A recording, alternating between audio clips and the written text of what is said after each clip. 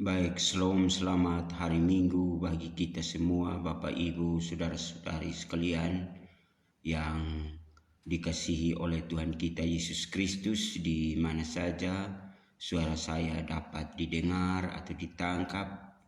Dan hari ini adalah hari kita, hari Tuhan, yaitu hari Minggu, dan saya tidak sempat ikut kebaktian hari ini karena saya terganggu sedikit dalam kesehatan saya. Tapi saya rindu untuk mau bertemu dengan Bapak Ibu saudara sekalian untuk membagikan satu berkat rohani melalui firman Tuhan di dalam Yakobus pasal 4 ayat 13 hingga ayat yang ke-17. Dan saat ini Bapak Mama saya akan membacakan bagi kita Yakobus 4 ayat 13 sampai ayat yang ke-17, berbunyi demikian. Jangan melupakan Tuhan dalam perencanaan. Jadi sekarang hai kamu yang berkata hari ini atau besok kami berangkat ke kota anu, dan di sana kami akan tinggal setahun dan berdagang serta mendapat untung. Sedang kamu tidak tahu apa yang akan terjadi besok. Apakah arti hidupmu? Hidupmu itu sama seperti uap yang sebentar saja kelihatan lalu lenyap. Sebenarnya kamu harus berkata, jika Tuhan menghendakinya, kami akan hidup dan berbuat ini dan itu. Tetapi sekarang kamu memegahkan diri dalam congkakmu, dan semua kemegahan yang demikian adalah salah. Jadi jika seorang tahu bagaimana ia harus berbuat baik, tetapi ia tidak melakukannya, ia berdosa. Baik, demikian pembacaan firman Tuhan bagi kita, dan dikatakan berbahagia bagi Bapak Ibu, saudara-saudari sekalian, dan termasuk saya juga yang kita membaca dan mendengar firman Tuhan saat ini. Kita memelihara di dalam kehidupan kita. Baik Bapak Mama, saudara sekalian yang dikasihi Tuhan Yesus Kristus, di sini firman Tuhan datang kepada kita berbicara tentang sesuai perikop tadi, kita jangan melupakan Tuhan dalam perencanaan. Mengapa sehingga firman ini katakan kita jangan melupakan Tuhan dalam perencanaan kita? Ya karena ini sangat penting. Karena semua yang kita melakukan itu Tuhan yang mendatangkan bagi kita. Ya, jadi maka itu kita harus mengandalkan Tuhan di dalam kehidupan kita.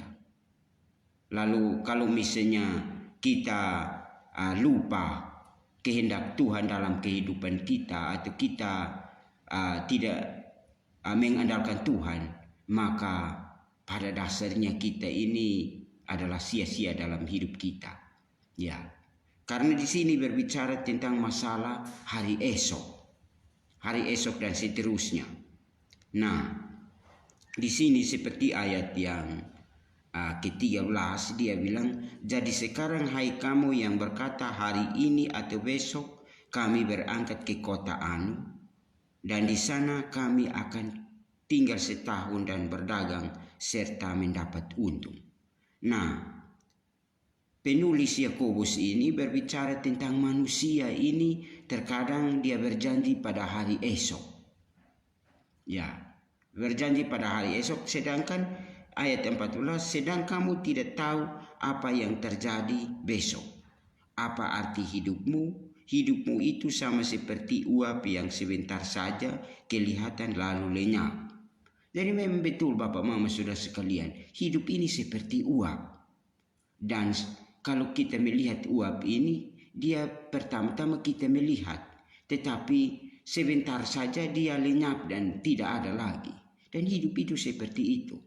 Dan maksudnya ayat ini seperti apa uap ini? Ya, hidup manusia ini kalau kita lihat ya dia berjanji tapi dia tidak tahu hari besok dia mati atau tidak.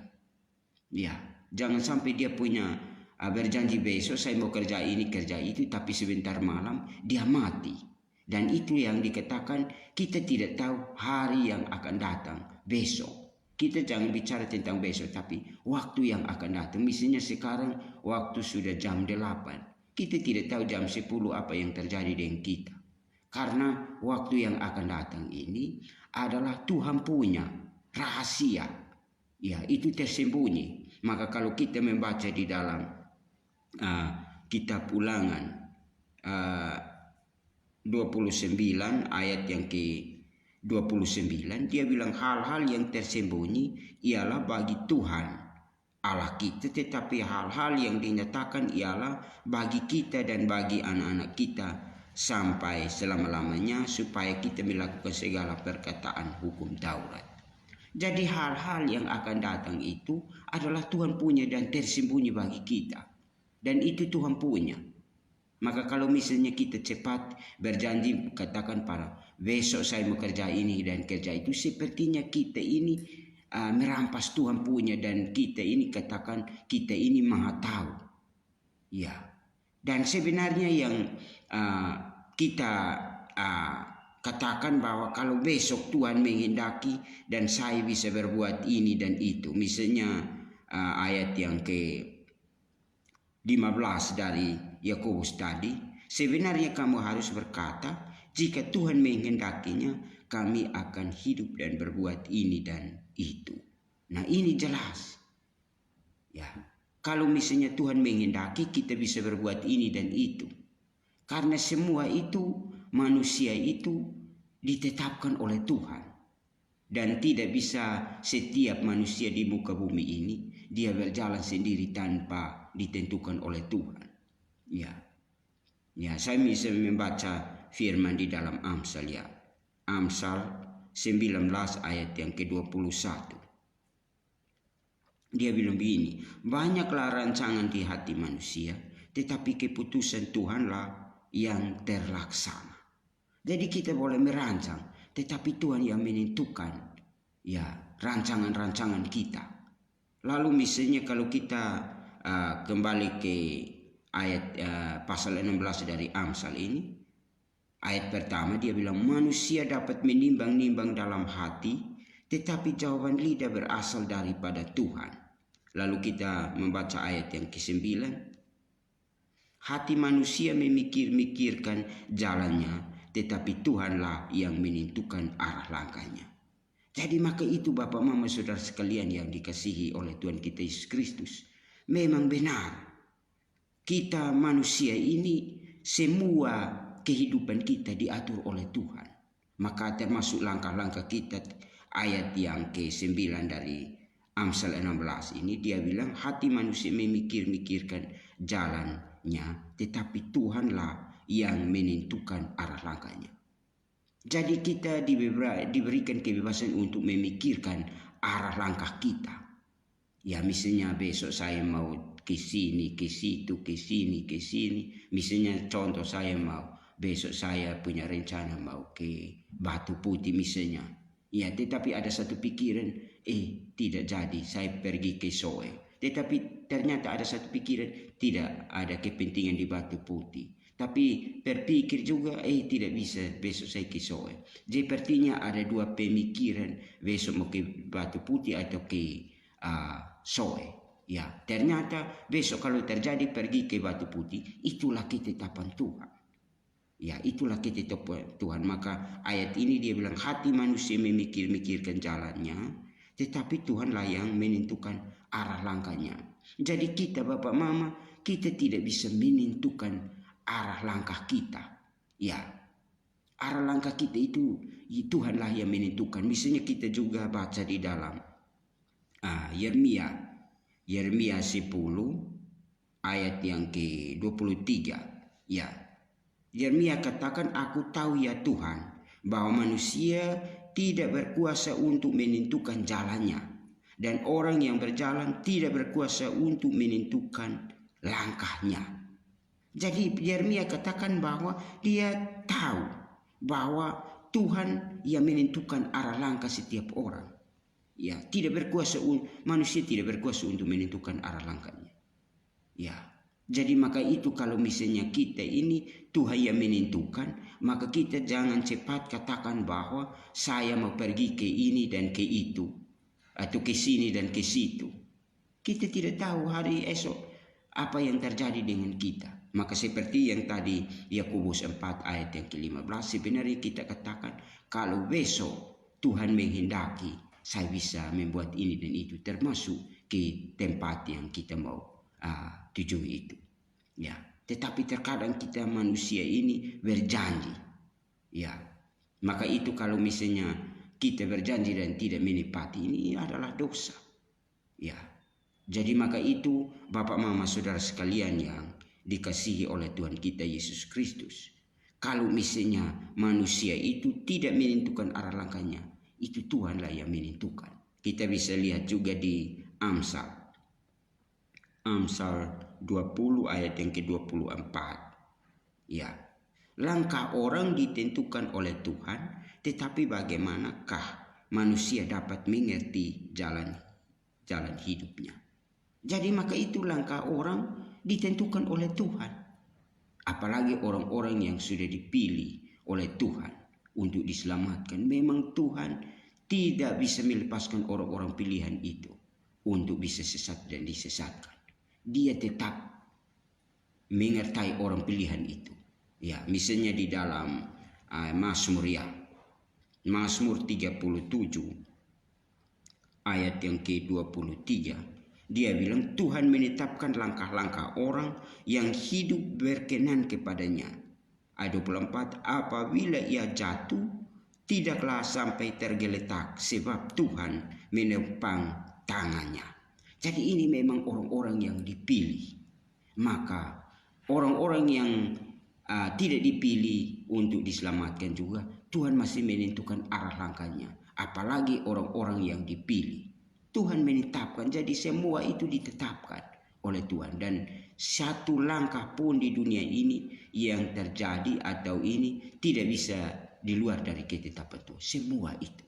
Maka itu yang kalau kita belajar tentang doktrin predestinasi atau misalnya providensi Allah, itu adalah semua yang terjadi di kolong langit ini tidak di luar dari ketetapan Tuhan. Semua itu ditetapkan Tuhan.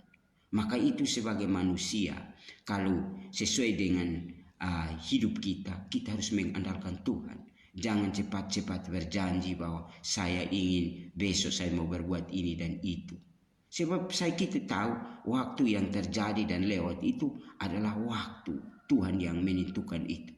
Maka kalau misalnya kita lihat di dalam Pengkhotbah ya Bapak Mama, Pengkhotbah 3 ayat yang ke-11, dia bilang ia membuat segala sesuatu indah pada waktunya. Bahkan ia memberikan kekekalan dalam hati mereka, tetapi manusia tidak dapat menyelami pekerjaan yang dilakukan Allah dari awal sampai akhir. Jadi memang Tuhanlah yang menentukan semuanya itu.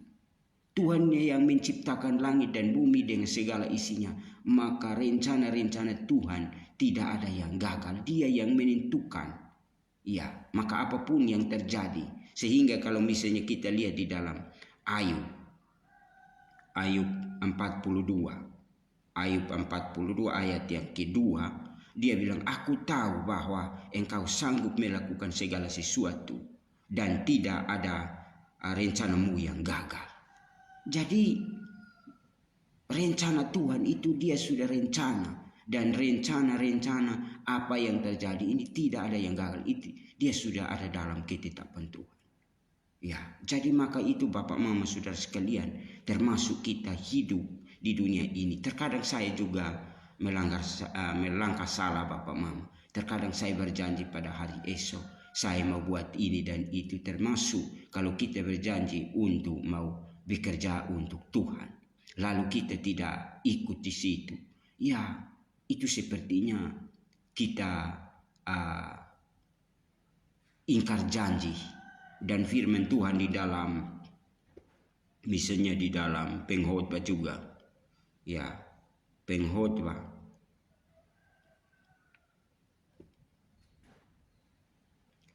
ya, Pengkhotbah 5 ayat yang ke-4 ya. Ayat yang ketiga ya. Kalau engkau bernasar kepada Allah, janganlah menunda-nunda menepatinya, karena ia tidak senang dengan orang bodoh. Tepatilah nasarmu. Lebih baik engkau tidak bernasar daripada bernasar tetapi tidak menepatinya. Ya, ayat 5, janganlah mulutmu membawa engkau ke dalam dosa, dan janganlah berkata di hadapan utusan Allah bahwa engkau kilaf. Apakah perlu Allah menjadi murka atas ucapan-ucapanmu dan merusakkan pekerjaan tanganmu? Ini sudah jelas Bapak Mama. Jangan berjanji, ini bernasar ya. Ada dengan bahasa lain berjanji. Jangan berjanji dan membuat ini dan itu. Sebab seperti tadi firman Tuhan Yakobus bahwa kita tidak tahu pada hari esok apa yang terjadi dengan kita. Maka yang kita harus mengandalkan Tuhan, karena hidup manusia tidak ada orang yang berjalan tanpa ditentukan oleh Tuhan. Maka semua langkah itu ditentukan oleh Tuhan. Jadi maka itu Bapak Mama Saudara sekalian yang dikasihi oleh Tuhan, kita bisa salah karena melanggar hal-hal ini. Misalnya kalau kita sudah berjanji untuk melakukan hal yang baik lalu tidak tepati, maka firman Tuhan bilang itu adalah dosa. Nah, yang tadi kita baca Yakobus 4 ayat yang ke-17 itu, dia bilang, jadi jika seorang tahu bagaimana ia harus berbuat baik tetapi ia tidak melakukannya, ia berdosa. Jadi saya berikan contoh Bapak Mama, saya hari ini tidak ikut di kebaktian. Coba tadi malam saya katakan bahwa besok nanti saya ikut kebaktian, lalu ini hari saya tidak ikut, ini kan dosa. Ini kan dosa. Jadi mau tidak ikut kebaktian juga dosa, mau ikut lalu tidak beriman juga dosa. Ya, karena di dalam Roma 14 ayat 23 bagian B, dia bilang segala sesuatu dilakukan tanpa iman adalah dosa. Ya. Jadi maka itu Bapak Mama Saudara sekalian, saya kembali kepada Yakobus. Jadi kita sebagai manusia kita harus mengerti Tuhan yang menciptakan kita dan menempatkan kita di bumi ini. Selagi masih ada kesempatan ini, Tuhan berikan bagi kita. Karena waktu Tuhan dia sudah menentukan umur kita, waktu lahir dan waktu mati. Misalnya kita baca di dalam Pengkhotbah 3 ayat yang kedua, dia bilang begini. Ya, ada waktu lahir, ada waktu untuk meninggal, ada waktu untuk menanam, ada waktu untuk mencabut dan yang ditanam. Ya, jadi segala sesuatu ada waktunya. Apalagi waktu lahir kita dan waktu meninggal kita, Tuhan sudah tentukan. Entah mati dalam keadaan apapun, itu Tuhan yang tentukan bagi kita. Tapi waktu-waktu itu kita tidak tahu. Coba kita tahu bilang seperti saya bilang besok saya akan mati. Berarti ada orang kasih tahu bilang besok kau pergi ke Batu Putih tapi nanti engkau mati di sana. Mungkin sepanjang hidup ini saya tidak pergi ke Batu Putih. Kenapa? Karena pergi ke situ akan mati. Tapi memang jelas kita tidak tahu. Kita tidak tahu karena hidup ini hanya seperti uap saja. Ya, kita hidup di dunia ini dan sebentar lagi kita hilang di dunia ini, kita tidak dikelihatan lagi dan kita juga tidak bisa membawa apa-apa karena hidup ini hanya sementara di dunia ini dan sebentar lagi kita akan mati dan kita seperti uap yang sebentar hilang tidak membawa apa-apa. Ya, kita boleh berjeri lelah di dunia ini, tapi kita tidak tahu dan kita mati tidak bisa membawa. Misalnya ada beberapa ayat firman Tuhan di dalam Ayub 1 ayat yang ke-21. Ayub dia waktu dia mengalami pencobaan dan dia katakan bahwa ya kita hidup di dunia ini tapi kita tidak bisa membawa apa. Misalnya katanya dengan telanjang aku keluar dari kandungan ibuku, dengan telanjang juga aku akan kembali ke dalamnya. Tuhan yang memberi, Tuhan yang mengambil, terpujilah nama Tuhan. Jadi maka itu Bapak Mama Saudara sekalian, kita ini hidup hanya sementara dan sebentar lagi kita akan tinggalkan dunia ini. Kita tidak bisa membawa apa-apa. Ya, misalnya ada satu juga di dalam pertama Timotius 6 ayat yang ke-7, dia bilang sebab kita tidak membawa sesuatu apa ke dalam dunia dan kita pun tidak dapat membawa apa-apa keluar. Maksudnya membawa sesuatu masuk ke dalam dunia itu hidup. Jadi waktu lahir ini siapa yang bawa apa, dan pada waktu mati siapa yang bawa apa, atau kembali siapa yang bawa apa, tidak ada. Ya, jadi maka itu Bapak Mama Saudara sekalian, supaya kita mengerti firman Tuhan, sehingga kita jangan berbuat dosa di dalam mulut kita seperti yang tadi pengkhotbah itu. Kita jangan berjanji atau lebih baik misalnya pengkhotbah 5 ayat yang ke-5, jangan mulutmu membawa engkau ke dalam dosa. Dan seperti yang Yakobus 4 ayat 17 itu. Jadi maka itu kita harus mengandalkan Tuhan. Jika Tuhan menghendaki hidup ini, besok saya bisa berbuat ini dan itu yang baru tepat.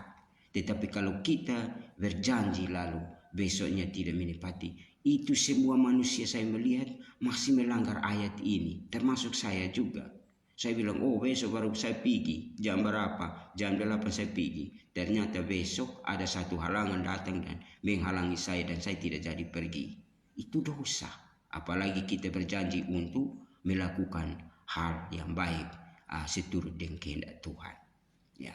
Jadi maka itu Bapak Mama Saudara sekalian yang dikasihi oleh Tuhan kita Yesus Kristus, firman Tuhan yang saya bawa singkat ini kepada kita, supaya kita kembali memeriksa hidup ini dan jangan cepat-cepat berjanji, karena kita tidak tahu hari esok apa yang terjadi dengan kita, karena hidup ini seperti uap yang sebentar lagi kelihatan dan sebentar lagi juga hilang. Kita tidak tahu kita mau kemana. Ya, hanya semua itu Tuhan yang menetapkan kita. Maka kita harus tetap mengucap syukur apapun yang terjadi dengan kita. Itu kita punya perbuatan atau kita yang kita mau lakukan hanya ucapan syukur. Karena firman Tuhan katakan bahwa ucaplah syukur senantiasa dalam segala sesuatu, itu kehendak Tuhan. Misalnya kita baca dalam Efesus 5 ayat yang ke-20, dia bilang begini, ya, ucaplah syukur senantiasa atas segala sesuatu dalam nama Tuhan kita Yesus Kristus kepada Allah Bapa Tuhan kita, kepada Allah dan Bapa kita. Ya, ini maksudnya ucap syukur senantiasa. Ini menyangkut dengan waktu. Jadi waktu apa yang terjadi dengan kita, kita tetap ucap syukur karena Tuhan yang ini. Ya, jadi satu lagi misalnya di pertama Tesalonika 5 ayat yang ke-18, mengucap syukur dalam segala hal, sebab itulah yang dikehendaki Allah di dalam Kristus Yesus bagi kamu. Jadi ini menyangkut dengan waktu dan hal baik, hal susah maupun hal senang, itu Tuhan yang buat. Ya, yang Tuhan yang buat bagi setiap manusia. Maka kita ini hidup di dunia ini, Tuhan yang menetapkan kita hidup, dan sebentar lagi Tuhan menetapkan umur berapa kita dipanggil pulang. Itu Tuhan yang menetapkan semuanya itu. Maka semuanya itu kita harus mengandalkan Tuhan di dalam kehidupan kita. Tuhan kita Yesus Kristus menjaga kita. Dia siang malam, dia tidak tidur menjaga kita. Ya, karena penjaga Israel ini tidak tertidur dan terlelap. Misalnya kita baca di dalam Mazmur 121 ya. 121. Ya. Misalnya ayat 4. Sesungguhnya ayat coba kita baca ya ayat 4. Sesungguhnya tidak terlelap dan tidak tertidur penjaga Israel. Tuhanlah yang penjagamu, Tuhanlah naunganmu di sebelah tangan kananmu. Jadi memang Tuhan yang menetapkan, Tuhan yang menjaga kita. Maka itu dia tidak tidur. Manusia boleh tidur, tetapi Tuhan tidak tidur menjaga kita siang dan malam. Maka kita harus mengandalkan Tuhan di dalam kehidupan kita. Ya, mungkin renungan singkat bagi kita Bapak Mama Saudara sekalian, berkat rohani yang saya sampaikan kepada Bapak Mama, mudah-mudahan di mana saja berada melihat apa yang saya sudah sampaikan lewat berkat rohani atau firman Tuhan yang saya membacakan bagi kita. Ada beberapa firman kita baca untuk pelajari selanjutnya, karena firman itu pelita bagi kaki kita, menjadi terang bagi jalan. Kalau kita melihat Mazmur 119 ayat 105. Ya, jadi mungkin itu saja yang saya mau sampaikan kepada kita, dan mudah-mudahan apa yang saya sampaikan ini membawa berkat untuk kehidupan kita ke depan. Sekian dan terima kasih dan shalom.